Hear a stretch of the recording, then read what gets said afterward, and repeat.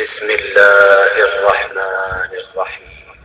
Video کے آغاز میں ایک سورہ فاتحہ کی درخواست کی جاتی، اپنے مرحومین کو شامل کرتے ہوئے انہیں بھی شامل کر لیں کہ جن کا نام لیوا کوئی نہیں۔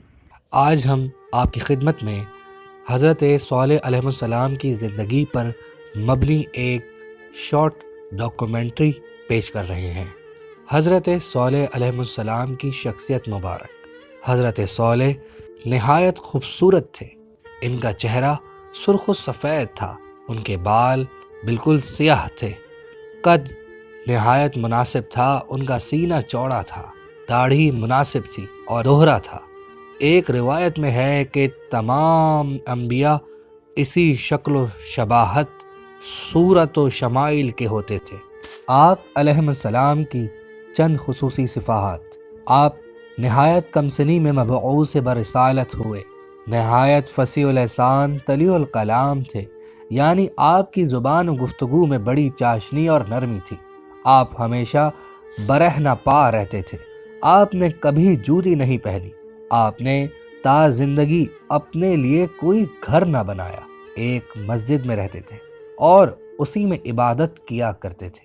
وہ مسجد صالح کے نام سے مشہور ہے۔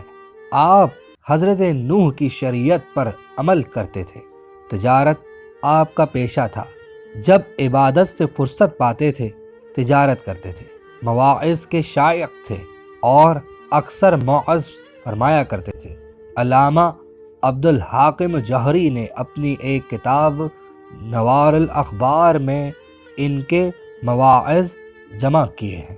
قوم سمود کا حضرت صالح علیہ السلام سے معجزات طلب کرنا۔ بروایت طبری حضرت صالح کی طرف ان کا سردار جندہ ابن عمر ابن جواس متوجہ ہو کر بولا، اے صالح، تم ہم میں پیدا ہوئے ہو، ہم میں پلے بڑے ہو، تمہیں کیا ہو گیا ہے؟ تم بہکی بہکی باتیں کرنے لگے ہو۔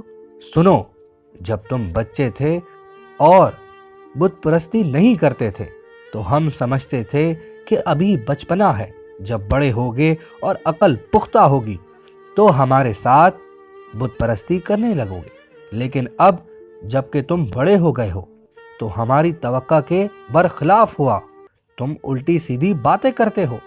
حضرت صالح علیہ السلام نے فرمایا، میں الٹی سیدھی باتیں نہیں بلکہ صرف سیدھی بات کرتا ہوں۔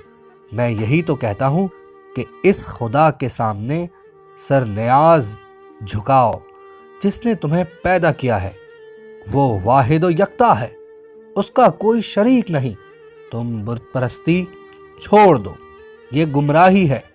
یہ سن کر جندہ ابن عمر نے اپنے 70 ساتھیوں سے مشورے کے بعد کہا کہ اے صالح، اگر تم اس بہت بڑے پتھر سے جس کا نام قائبہ ہے ایسی اونٹنی پیدا کرو جو سرخ رنگ کی ہو اور اس کی پیشانی سیاہ ہو، بدن پر بڑے بڑے بال ہوں، 10 ماہ کی گابن ہو اور کم از کم 1 میل لمبی ہو، اور یہ کہ جب ظاہر ہو تو اسی وقت ہی بچہ دے، اور اس میں اتنا دودھ ہو کہ ہم سب سیر ہو سکے، اور اس سے جو بچہ پیدا ہو وہ بالکل ماں سے مشابہ ہو، تو ہم تمہاری تصدیق کریں گے اور تم پر ایمان لے آئیں گے، اور اگر ہماری یہ شرط پوری نہ ہو سکے گی تو ہم تمہیں زندہ نہ چھوڑیں گے۔